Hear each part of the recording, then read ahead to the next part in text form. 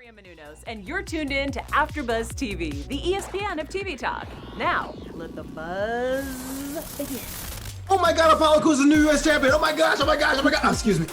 My name is Flobo, Boyce, and thank you so much for listening to the Monday Raw After Show exclusively on the AfterBuzz TV Wrestling and Sports.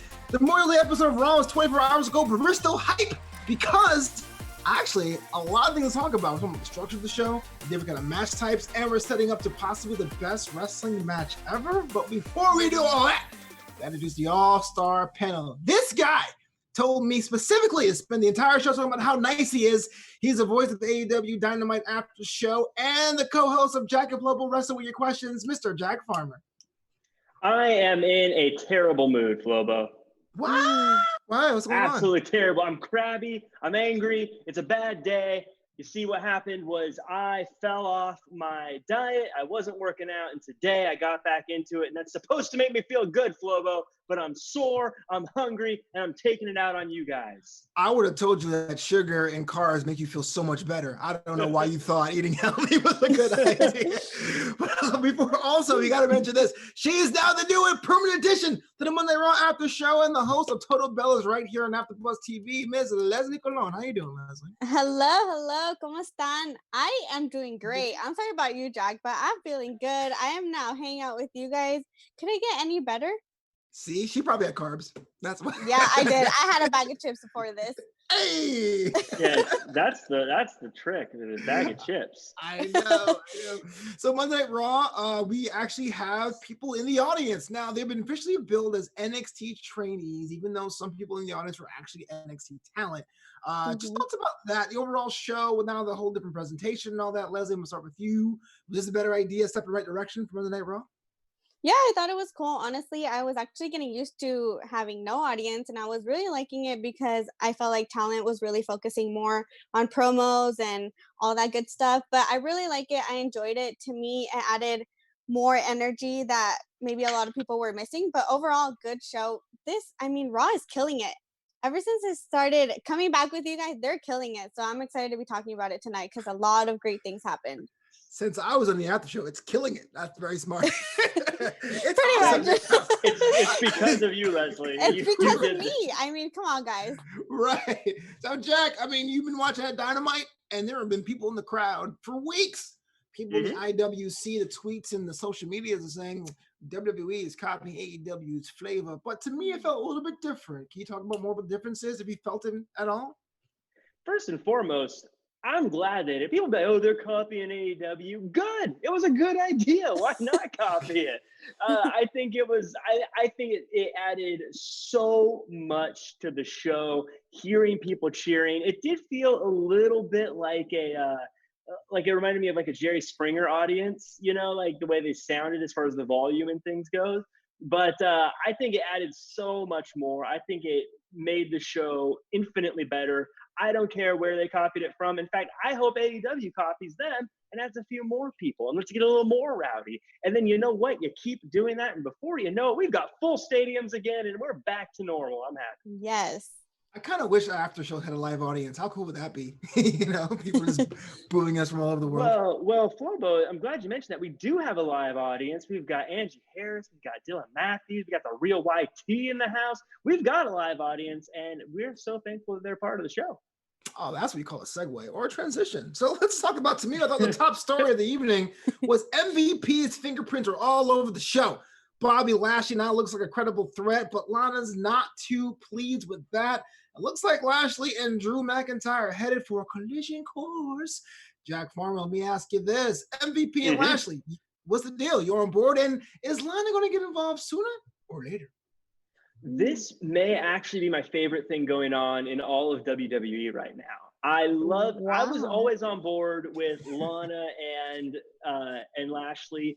I love that they're now transitioning this into MVP. I love the way MVP carries himself. I love that scene, that moment when Lana was like, we need to talk. And he was like, no, we don't. And he walked away.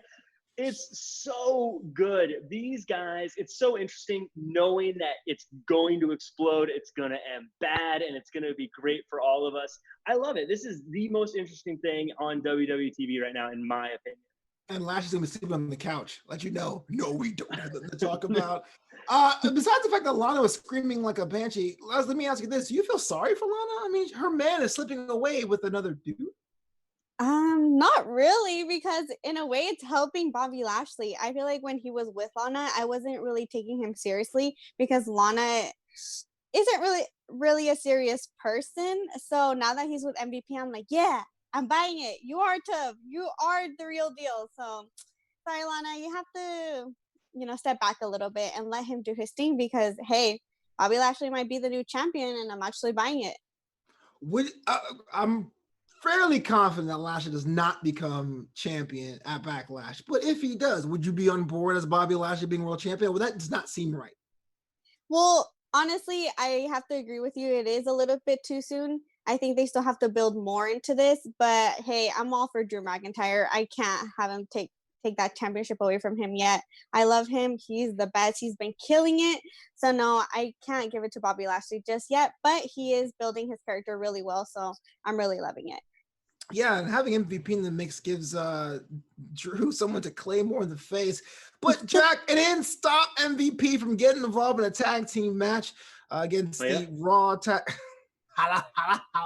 Against the Raw Tag Team Champions, the Street Profits. I know we're skipping ahead around here, but let's think about this. MVP is a manager. He hosts a show. He is going to be a tag team partner. Thoughts about the match and thoughts about MVP's influence all over Monday nights. MVP is a man of many talents, and I think he's someone you should use all over the place because he can get on the microphone. He can build credibility for Bobby Lashley, and I think he can still do just fine in that ring. I don't see any reason why you wouldn't want him to be involved as much as possible, just like Selena Vega, who is being used more often. If you have someone with talent, if you have someone that doesn't need the crowd to be great, use them. And it's great how they're using his, like, the past and him using things like Lashley hasn't had a shot in years, and using all that to build credibility and reasons for what he's doing. I think MVP may be one of the most underrated great signings in the past few years, the way they're using him. Can I say that this guy did a video at AfterBuzz TV Wrestling and Sports saying MVP was the greatest character of all time? Because I just did it because that's true. Jack, follow-up question, though. The tag team match, the Street Profits were out golfing all day. We'll get to more of that in a little bit later. Was it the right move having them in the main event after all these hijinks, shenanigans, prim plans, fisticuffs, and dust-ups? You used. Oh, I'm so disappointed. I'm so angry right now. My lawyer will give me infringement. But I think it was good. It was good to see them in a serious match instead of messing around and being goofy. They're champions. Whether or not the tag team division is a focal point, your champions need to sometimes show that they can go in the ring. Otherwise, what's the point? Otherwise, you're the 24/7 title. So I thought it was good. I think it gave both MVP and Lashley some legitimacy going against the champs. And I mean, really almost coming out on top, if not for Lashley jumping the gun and not getting the tag before he locked in his move. But it gives them legitimacy. It makes the Street Profits come across as a serious team, at least for a little bit. I think it was the right move. And the Street Profits, they're so entertaining. Sure, they should always be, not always be a main event, but it's never a bad thing to have the Street Profits in the main event. Donna Professora, I have a question for you, though. People say you got, like, the tag team champions. They're supposed to be the top. What, Jack? Did you not understand that? You're the other one. Hey, shout out to Haywood for that nickname. It's seriously staying. Yeah, for real. You got the tag team champions. People say, in theory, if they're champions, they're the best tag team on the block. But then they had a match against, not together, a cobbled together team. It was a team that was made 20 minutes before the match, and they kind of dominated them. Does that make the Street Profits look weak? Not really. Honestly, I'm all for the Street Profits. Like Jack said, whenever they're involved with something, I love it. They're so entertaining. And this last night, they really backed up the fact that, hey, they got called clowns, and they're going to be like, no, take me seriously. I know how to wrestle. And hey, I believe them. Even though, yes, obviously, I think MVP and Bobby Lashley had to get a little bit more, I don't know, of a winning streak because of what they have going on. But I appreciate the Street Profits. I love them. And I still, they're the tag team champions. They are one of the best tag teams out there. Why? They can entertain and they can wrestle. So Leslie, question. If I could, I'm sorry. I wanted to piggyback on that if it's okay. Please. I think that, like, in a way, it kind of hurts the champs because they did sort of get dominated here, but the world title always means more than anything else. And I think it's fair to say that even though I've been a fan of Lashley, it's not like he's been racking up huge win after huge win after huge win. So you've got to start building him credibility if he's going to go after Drew McIntyre in the near future. And by dominating the tag team champions, that puts him in that spot. So I think it was a good move. It may be a good move on paper, but the question I was going to follow up was that we saw them golfing all day with the Viking Raiders. Let's talk about this. Anything you can do, I can do better, I guess, was the segment. And we saw axe throwing last week in basketball the week before, but now these guys are hitting the link. Well, at least at first it was links, then it became mini golf, and I don't know what happened. And it was a turkey leg and the putt. Okay, whatever. Point being is that now next week we have a bowling challenge, and people can say, I've seen this all over Twitter, the tweets and all that, saying, look, man, these are two really menacing teams, or at least very powerhouse teams, Jack. Why are we doing comedy segments? I got to admit, I like the idea, but it's way too much time being spent on Raw. Thoughts? I think that Street Profits are so adaptable. You can put them in these situations and it works and it's great. Viking Raiders are a different story, though. I think that I believe I've said before, the Viking Raiders to me came in looking like the Road Warriors, looking like a team that should be crushing people and stomping people. If they're being silly, I can't take them seriously. Now they're just goofy guys who dress up as Vikings, especially after the axe throwing. It makes it look like, oh, you guys are just cosplaying as Vikings. You're not terrible, scary Vikings. You're just goofy dudes who go, she likes me. It hurts them long term. I feel like they went from being the Road Warriors to the Bushwhackers in just a few weeks. I don't know how they come back from this and get taken seriously. My predictions, if we can get into predictions a little bit early, I think what's going to happen is they're going to be fun and silly and goofy. I think Street Profits are going to beat them, and then we're going to see AOP return, mess them both up, and say, hey, we're not here to goof around. We're not here to be silly. We are real bruisers, and we're serious, and we're not going to go golfing anytime soon. That's my prediction. Road Warriors of Bushwhackers. We are both old men. That's a point of reference. These are the Bushwhackers. You know what? Flobo facts. I never liked them when they totally took over Carl Winslow and Steve Urkel in the episode of Family Matters. That was really mean of them to beat those guys up. They're funny. Leslie, thoughts about the Viking Raiders? I mean, I'm kind of in agreement with Jack. I mean, I like them as a team, and I was fine with them doing some kind with basketball, but it's been 3 weeks. I mean, maybe there might be some kind of upside of all this. Yeah, I like the first two, maybe this week too, but going into a fourth week and then having this go on and on and on, I'm like, all right, it was funny the first couple of times. Now let's move on into the actual challenge for the Raw Tag Team Champions, because isn't that what the point is, that this is all happening? So I have to agree with Jack. If you really want to how do you take the Viking Raiders seriously after these segments? Because I can't. They have to really come back with them destroying the Street Profits like nothing or something, but honestly this isn't helping them. If anything, this is pushing the Street Profits a little bit more, because it's showing more character for them. It's showing, last night they showed that they can actually back it up with wrestling as well. So I don't know, the Viking Raiders are just staying a little bit behind, and I really hope that they can prove something more in the ring, because I know they're really talented in the ring, and I just hope, I don't know, something comes out of this in a positive way, because I obviously don't want to see them go down the drain when we really need tag teams in Raw. Damn, that was on point. But speaking of on point, Jack Farmer, can you tell us where you could point our fans and give us a 5-star rating on all our content?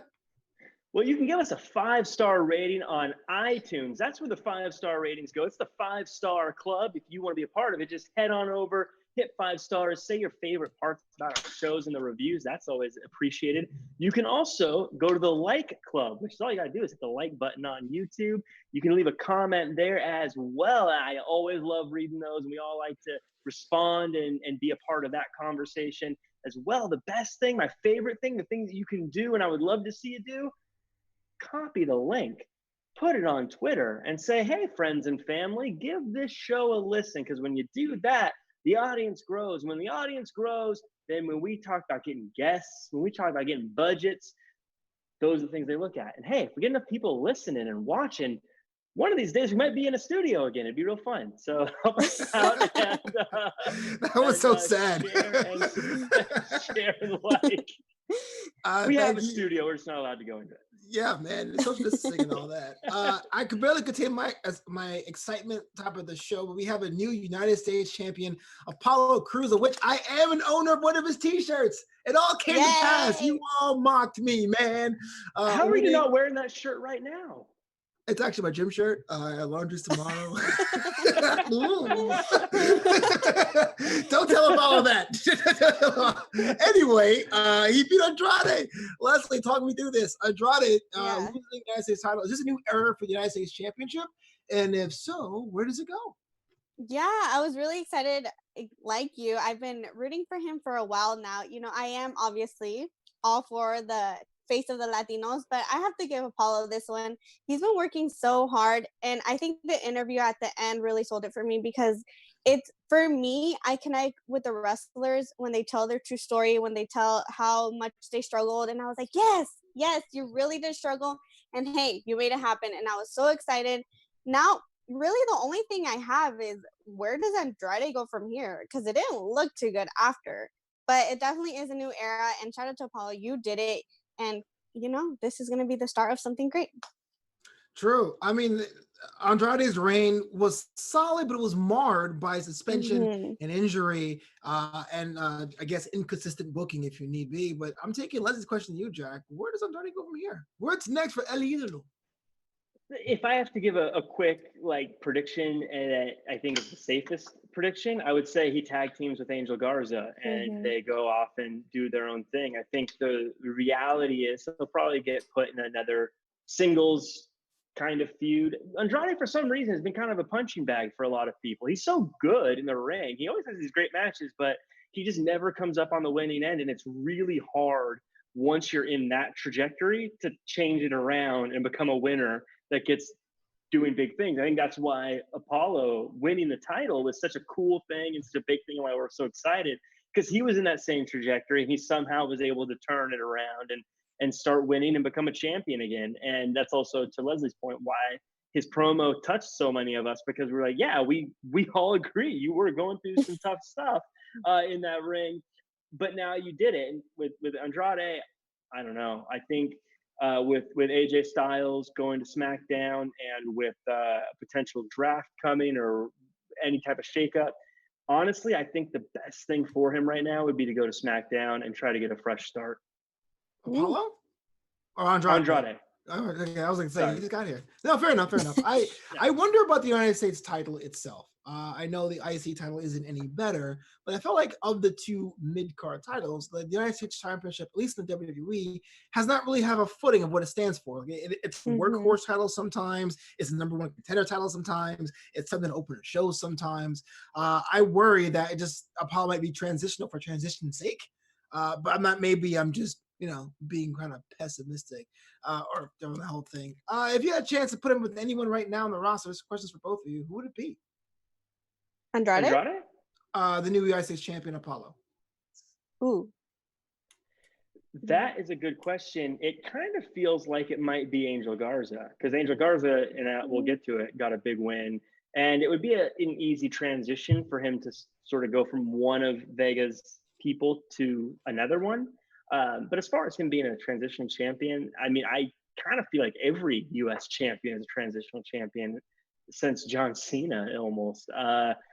But yeah, I would say probably Angel Garza and just renew that. Or Humberto Carrillo could be another good one if you wanted to do two fan favorites going at it. That's right. Two protagonists going at it. Two protagonists. You know who's not a protagonist? Nia Jax, because she's not like most girls. Let's talk about this. She got involved in a triple threat number one contenders match that somehow no one told Ruby Riott about. With Charlotte Flair joining in the action against Natalya, winner goes on to face Asuka for the Raw Women's Championship. And Nia is now our new number one contender. Leslie, let's talk about it. Oh, I was so okay. I know it was a little bit weird, the fact that we had these 3 different women challenging each other. I like the fact that, I mean, Asuka and commentary, you guys, it's the best thing that is happening right now. Now, that's the best thing that's happening in WWE right now, Jack, is Asuka on That's fair. commentary. I love it. I love it so much. But this overall match was so good. I was literally screaming at my TV, like, oh my God. I was like, Asuka, Natty, Natty. And I feel bad for Natty because why is it always poor Natty that has to get pinned?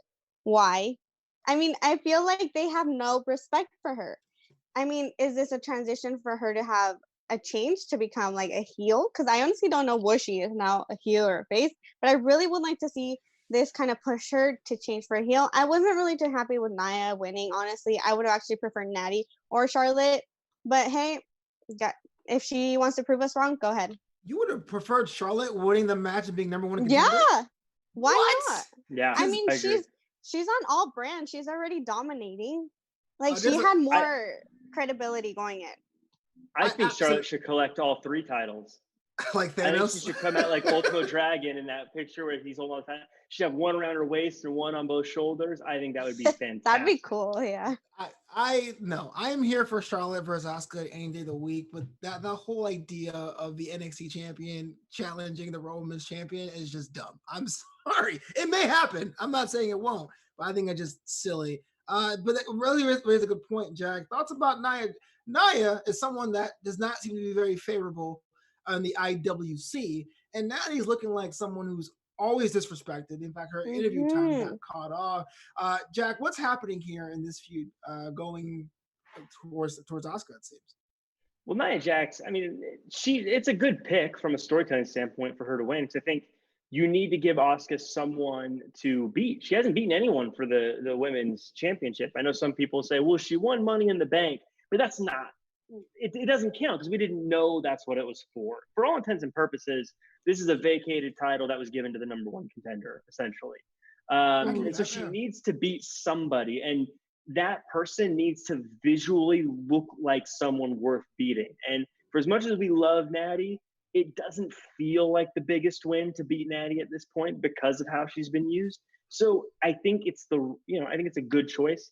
I do think, though, that Natty deserves a title run, and I think we would all go nuts if she was to win the title and beat someone, especially if she eventually beats someone like Asuka. I think she deserves a run. I hope she gets it, and I hope she beats someone who's a legend to do it, not just like beating a transitional person that isn't anything special. I would have loved to have seen her beat Becky personally. I think it would have been cool if she was the one to beat Becky. Or I think her beating Asuka would be cool, or her beating a Flair. I think she deserves a big win, a big statement like that for all she's done over the past few years. Flair? Come here, Rick. I want to beat you. Hey, he signed a new contract. We don't know what that contract looks like. And I wouldn't put it past old Ric Flair to say he's going to try to get in that ring one more match, Daddy. Oh my God. So let's talk about the fact that Nia is a beast, like you're saying, and then if Asuka does win, it's a big thing. But like, for a monster, she's been punched in the face, kicked in the head, thrown outside, put through a table. She doesn't look like that much of an unbeatable force or irresistible force, maybe. She's kind of, I don't know, level 1 boss, really. A henchman, even. She's kind of like most girls. Yes, I dropped my pen. Thank you. Wow. Leslie, let me ask you a question. One of our faithful viewers, Johan Penna, had a question. I'm going to ask you this. With Becky Lynch being out for the foreseeable future, who puts the Raw Women's division on her back, in your opinion? I feel like in the way that this is going, I have to give it to Asuka. She can definitely do that. She has so much talent in the ring. And I think now with them allowing her to speak her own language, she entertains us. Even though we don't know what the heck she's saying, I honestly don't know. But I'm like, yeah, whatever she's saying, I buy it. So I definitely do have to give it to Asuka. If not, because I don't know how long this is gonna go on with Charlotte. Maybe even Charlotte. So I would like to see another match between Asuka and Charlotte to really have Asuka. If she defeats Charlotte, then we'll know because she did say tonight, "You've never beaten me." So that's why I really wanted her to go for to win and go to Backlash, because I would have liked for Asuka to beat her and to finally prove that she can beat Charlotte. Fair, Jack? I think Asuka's the right answer. The fact that she has done so much in her career, she's so good, but then particularly the past few weeks, She has been stealing the show, as mentioned. And I think it's interesting if you're a wrestler that doesn't speak English, someone like Asuka's got to be so empowering yet so intimidating as well, because it's kind of like, wow, you can do these great things without speaking English, but at the same time, you got to be at that level if you want to be able to get these things. And so it's got to be a little intimidating as well as kind of empowering. I would love to know what people are thinking backstage, those that can't speak English, seeing her do so well without speaking English. But I think she's amazing. You could do so much with her. Raw or WWE in general is so stacked with women wrestlers right now. It's absolutely amazing. The fact that they have 3 brands and all of them have absolute stars that could carry their division is such a testament to them. And yeah, I think Asuka could do it. I think Natty could do it. I think Charlotte Flair could win all the titles and do it. I think they're in a win-win position if you're WWE. But I like Asuka, so I'll say Asuka to give you an answer. It's a good point you made about speaking her language. But yo, she's so intense though. I wonder if it's like, and cut. She's like, whoo. Can't go there again. That's just, like props to that. Another question is coming from Twitter, direct message saying, where does Shayna Baszler fit in all this? Is she going to be on the side? She's in the fridge, she's iced, or is she going to be in the mix? What do you guys think? See, that's kind of. Go ahead, Jack. I think Shayna Baszler is. I think what they're gonna do, I think it's kind of a reset in some ways. I think she came to the main roster and then she went straight after the champ in a losing effort. I think what they should do with it, if I'm looking at things, I would say we start her with some maybe lower level in the division and build her back up, have her beat them and start building up win after win after win. Then maybe some pay-per-view wins in the mid card of the women's division. And then when she goes after a few months of that, she can then go after the champ and be really legitimate, not just for us who watch NXT and know who she is, but for even the people who just watch Raw and go, oh yeah, she's been winning a lot lately. That's what I would do. And that's what I think they're trying to do with her. Fair. Les, what do you think? Yeah, I honestly think where they went wrong is her introduction. If you don't watch NXT, you don't know how dominant she is. So she comes in, she was going after Becky. Yes, we saw that bite, and then we're like, what the heck? But then she goes to WrestleMania, and then she loses. So then after that, she hasn't really been winning. So I'm left with she's as dominant as they've been talking about. She's been losing. She hasn't really shown much. So yes, I agree with Jack. She needs a reset. She needs to be building her character as someone who just wipes through the division like she did at Elimination Chamber. That really built up her credibility, but then it went down again. So it's like you need consistency with her, because if you really want to push someone like her who has so much talent, they need to build her up like Jack was talking about. So I think they do need a reset, and right now just leave the women who are at right now, because I'm really liking this whole Asuka. And although last night we didn't really know why those 3 women were included, I thought it was a good match. Fair enough. Speaking of people getting a reset, Austin Theory is now a disciple, hanging out with Buddy Murphy and Seth Rollins in a group that I guess has a whole different shape and form. And AOP is kind of punching the air right now because you're missing out. Had a match against Humberto Carrillo and Aleister Black, which looked weird on paper. The match is pretty solid. Had a lot of things happen. You got little character beats. And I'm kind of seeing Theory being more of a long-term player, even though I was the first one to be like, Leslie, may I start with you? Austin Theory, 1, being a disciple. 2, Aleister Black and Seth Rollins. That's on the horizon too. Thoughts about this feud? Yeah, I like you, Flobo. At first, I was like, why Austin Theory? He didn't really fit into the whole Selena crew, and then he went to here. But hey, this character as a disciple is really fitting him. I like the fact that both Murphy and him were like, we needed some sort of direction. No one's really helping us, and he's the person to help him. So why not? I'm really loving it. I love this match overall. They had such a good wrestling match, and I was living for it. I was mad the way it ended, because I feel like in this match, the people that were highlighted the most were Humberto Carrillo and Aleister Black. So I was rooting more for them. I was rooting more for them. And hey, why not? Aleister Black hasn't really had a feud with anyone, a solid storyline. So why not with Seth Rollins? I mean, it's perfect. See, last week, Jack, I was a little concerned when Austin was recruited, submitted. I have no idea because Buddy Murphy gave him a bit of a side eye, like you added somebody else to the group set. Yeah. You know what I'm saying? Is this going to be a problem down the line? In your opinion and thoughts about the match, Jack? Yeah, Buddy Murphy gave Seth Rollins the same look that I gave you when you told me Leslie was joining the Raw crew. I'm just joking. We need the ratings, bro. We need the ratings. Wow. I'm teasing. Jack right. Frost. You can play that game. No, I think this is great. This feels like a much better fit. It always felt like he didn't belong with Vega and her crew. They just, it didn't look right. It didn't feel like he fit. The way it's kind of weird that he got kicked out and then just kind of forgot about it and isn't angry about it at all. It's kind of weird, but it does go in again to what Seth Rollins does. Wait, what do you want? Like a stare down during catering, being like, "Hey, those are guys that allowed me kicking me out the group." You know, like yeah. If a couple guys jumped you and then two bigger guys were like, "Hey, we're your friends now," wouldn't you be like, "Yeah, let's go knock those guys out"? It was like the same day. How do you not just like, "Hey, friends, let's take care of this"? But I guess that would be a weird request. Like, "Hey, we just became friends. You want to go beat these people up for me?" Well, first milkshakes, then we'll talk about it. Yeah. But it feels like a better fit, and I love the AOP, but this feels like a more natural group than it did with AOP. I think because the people who are in it feel like they have a reason for being in it, as opposed to AOP just feeling like hired muscle. So this feels more natural. I like that there's the feeling of him helping these guys who have been downtrodden, because we as viewers kind of saw that they were downtrodden.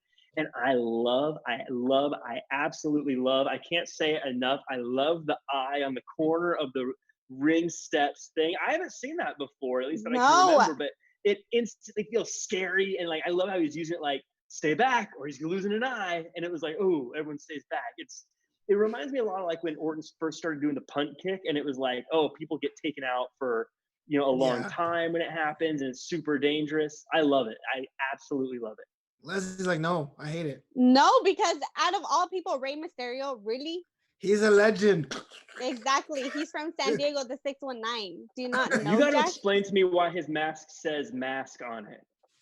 Because he wants to label it. Why are you such a hater? That's my question. He's like, what is this? Oh, it's my Wait. Hold on, Jack. Hold on. So there's Mysterio, like his eye bleeding. Like, look at this dweeb. His mask says mask. Wow. Yeah. Could you imagine? Like, does his shirt say shirt? Probably. Hey, there's nothing wrong with labels. Exactly. He's like, I only see it from the inside, so I don't know what my mask looks like. Out of all things, the things he looks at. So next week, Aleister Black is taking on Seth Rollins, which is a feud that I would love to see at the next pay-per-view, whatever that may be. Is this too soon, Leslie? Or just like, hey, you gotta fill time somehow? No, why not? They're doing a lot of random stuff like this match last night was random, so why not? And I think it's gonna be a great match. Good talent. Hey, I'm all for good wrestling. Whatever. Random. Jack. Yeah, I agree. Yeah, why? I don't understand why wrestling fans are like, that's so good, I don't want to see it. Like, give it to me. If I was watching the Marvel movies and they were like at it, and it was like right after the first Avengers, and that cool Endgame comes out next week, I'd be like, great, let's do it. Like, I don't. Why wait forever? Okay, give me good stuff right now. It's gonna be a great match. It's gonna be one of the best matches Aleister Black has had on the main roster. It's gonna probably continue to build. Let's keep it. Let's go. Let's do this thing. Okay, first of all, I gotta be the counterpoint here, just because I feel like I'm advocating for the rest of the wrestling fans out there. We love Aleister Black and Seth Rollins, but imagine watching Infinity War and someone's like, "Hey, you want to see Endgame right now? Great. Yep. Every 3 minutes, there'll be a 4-minute break for advertising and then promos for other shows and other networks featuring The Miz. And we'll come back and then we'll talk about next week's pay-per-view over the match. Would you be like, nah, I'll wait? Huh? No, I want something. Not when it comes to these two. No. I don't care. I don't care. It. Yeah. Fine. Give me what I want. That's not what I want. Give me what I want. You know who wants something? R-Truth wants his 48-7, 7-11, I-95 South Championship back from Tom Brady, Rob Gronkowski. Promo of the night, I thought. But how's this going to work? Rob Gronkowski being the longest reigning 24/7 champion ever. Mojo Rawley's probably kicking himself right now. Leslie, thoughts about R-Truth, and how do you think this is going to end? I feel like he's going to go to the first game of the Buccaneers since it's going to be a huge deal, and he's going to take away the championship right then and there. What if the first game is like a NBC game? Does it happen if it's not on Fox? Like, how does that work? That's a good question. That I don't know. But hey, the championship has to come back somehow, so why not go and just go get it on the first game of the NFL? Fellow AfterBuzz host George Ramos is not a fan of the 24/7 championship. He's like, he's what does it mean that you're a champion of? Time, space, we don't know. Jack Farmer. If R-Truth gets it back, assuming soon or Rob Gronkowski drops the title, is this finally it for the belt? Like, where else can it possibly go? It can go to everybody. It's the 24/7 championship. I feel like this is going to be one of those titles that just comes and goes as they need it. I'm sure he'll win it back, but you hit the nail on the head. I think Rob Gronkowski was great. I want to see him as a wrestler. Forget football. Whoever got rich playing football, you be a pro wrestler. No one's ever made a penny playing football. You should be a pro Guidance counselor Jack over here. I think he looked like a great character. He's big. He would fit. He cut a great promo. I want him to keep going. I want him to beat R-Truth. I want him to be the champion. I want him to defend it. I want him to be in the WWE. I want him to be a superstar. But to answer the question, I think R-Truth wins it back, and I think he feuds with the next guy that comes along. That's the nature of the 24/7 title. It's an excuse to get R-Truth on TV and an excuse to get media personalities the title to get more exposure. So that's what it's going to do, and that's what it's going to be. So if you're listening to the podcast right now, Jack Farmer wants Rob Gronkowski 24/7 title. The Charlotte Flair with all the women's championships. It's all downhill, man. And free matches every week.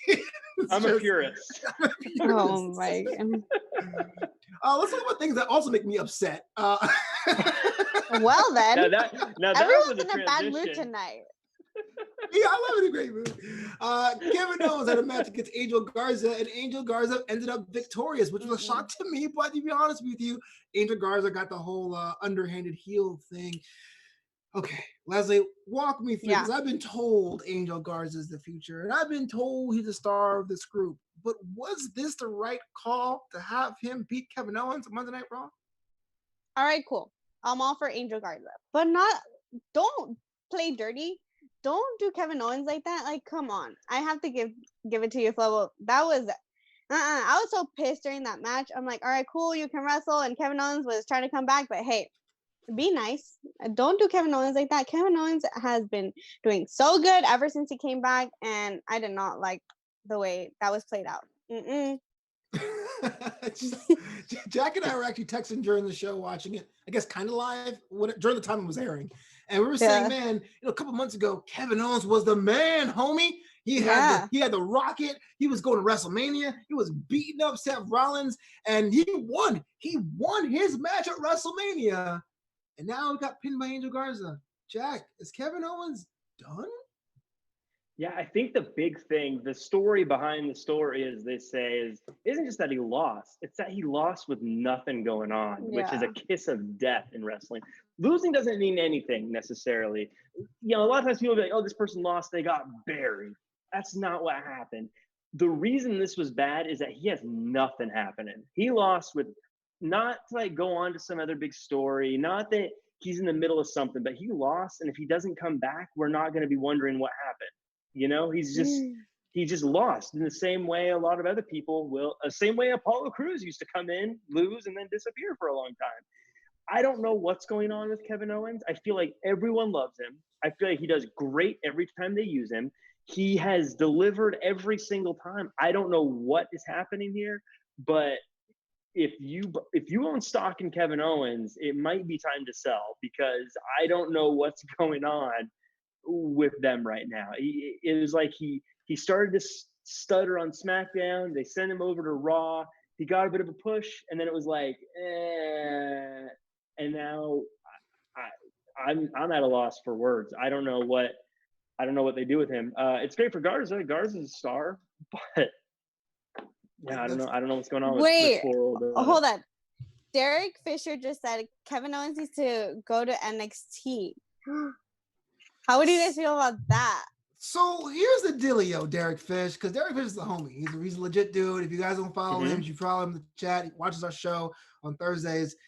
When Kevin Owens was teased at War Games and he came out for that one night only, I was like, this is the perfect fit. Here's a bona fide star. Here's if you want to elevate a third brand, that's how you do it. Somebody who can legit punch you really, really hard. It may not have the body you think of when you think of wrestling, but is definitely an asset.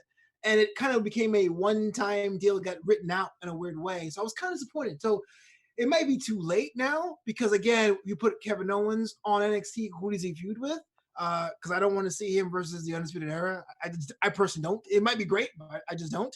But yeah, I think back in November would be the perfect time to put KO in that brand.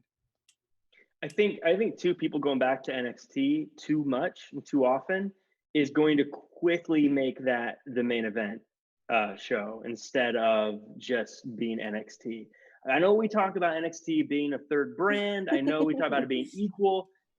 I disagree. I think it's still developmental, and I don't mean that in a bad way. People get all frustrated and crazy when you say that.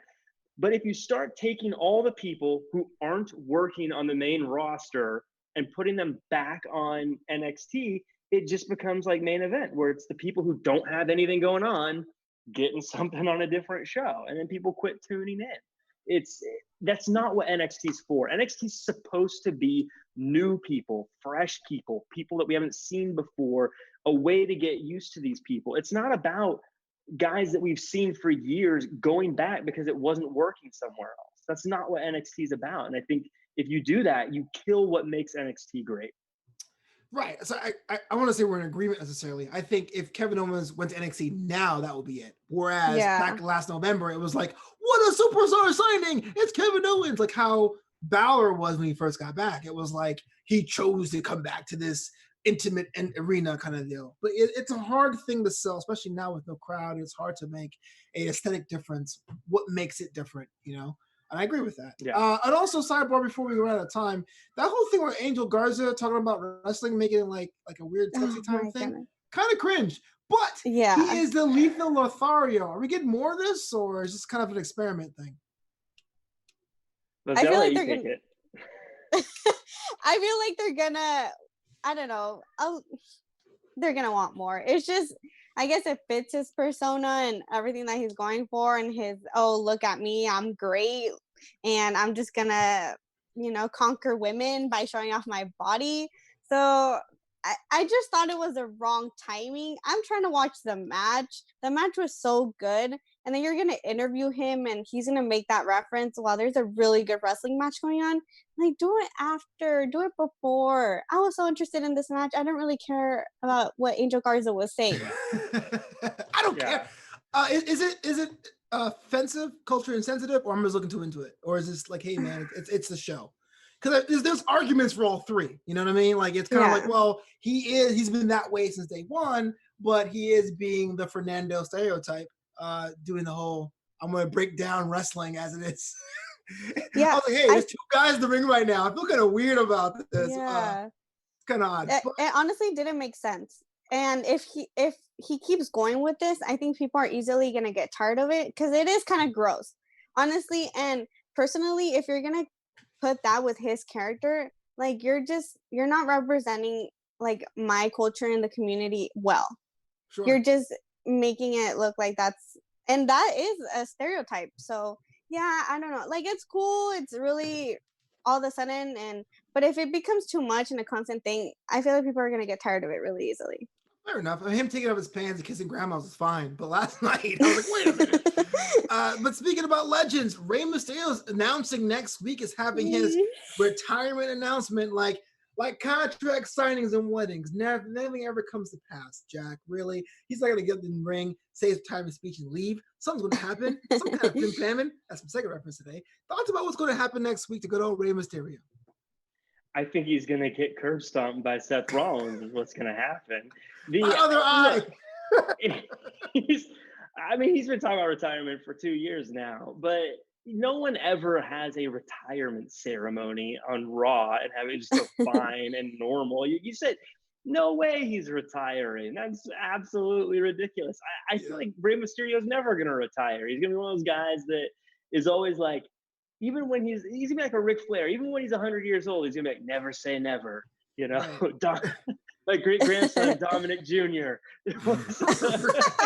Rey Mysterio. I feel like if Mysterio wanted to retire, he wouldn't be like, next week behind plexiglass, I'm going to have a speech. Leslie, what do you think is going to happen here? Is it going to be Seth Rollins? Is he getting some comeuppance or a new challenge? Yeah, I think it's going to be him and his disciples come ruin the fun. And I agree with Jack. You can't retire Rey Mysterio. He's amazing. So no, and I don't think he would do it if he was really gonna retire in the way he is. He would announce it himself, first of all. And second of all, it would not be, I don't think he would choose like right now, because the timing is such a weird time right now where there's no audience. He can't really connect with his fans. So nah, it's just like a setup for someone to come and beat him up, sadly. So I have to ask then, like, I guess if you guys were wrestlers, right, or superstars, performers, and you're towards the end of your line, do you say, I'm gonna wait till crowds come back to retire, or do you say, no, I know I'm done? It's just assuming that Rey Mysterio really wants to retire next week. Like, is this the right course of action to be like, I don't know, middle of the ring?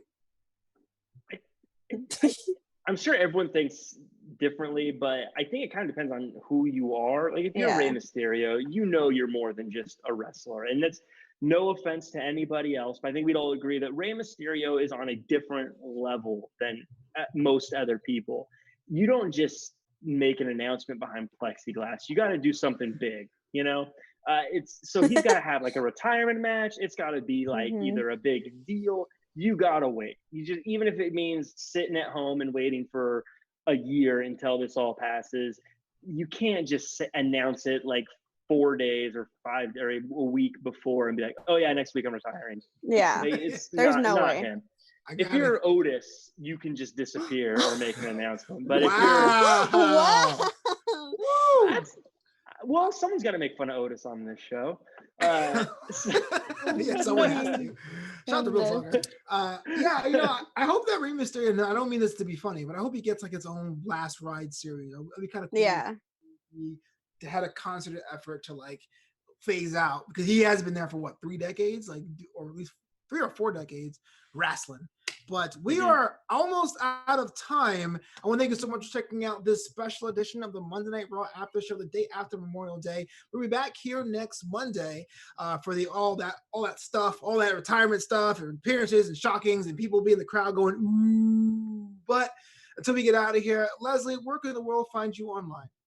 Yeah, you can find me at Leslie Cologne _. Make sure you guys tune in to the Total Bellas After Show. We only have 4 episodes left every Friday at 7 p.m. And I want to give a special shout out real quick to Dylan Matthews from Australia, always representing the Iconics. I know I messed up last week, so I want to give it to you this week. Always representing. So shout out to you for always being so cool with us and always watching every week. Jack Farmer, they call you Heel Jack in the chat. Are they really? That's mean. Anyways, you can find me at jackcfarmer.com as well as at Real Jack Farmer across all social media.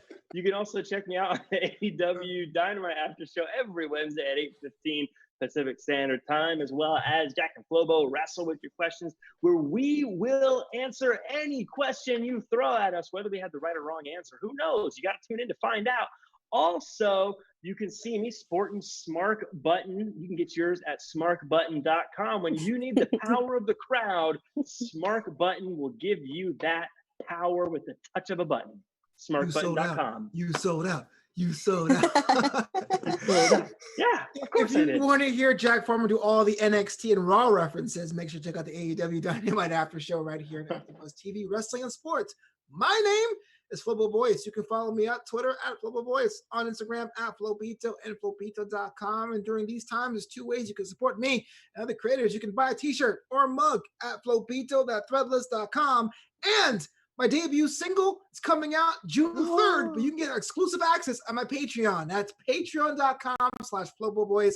I want to see you there. This Thursday, I'll be with Jack on Wrestling With Your Questions on NXT on Wednesday. But until next time, buzz you later. Our founder, Keven Undergaro, and me, Maria Menounos, would like to thank you for tuning in to AfterBuzz TV. Remember, we're not just the first, we're the biggest in the world, and we're the only destination for all your favorite TV shows. Whatever you crave, we've got it. So go to AfterBuzzTV.com and check out our lineup. Buzz you later. The views expressed herein are those of the hosts only and do not necessarily reflect the views of AfterBuzz TV or its owners or principals.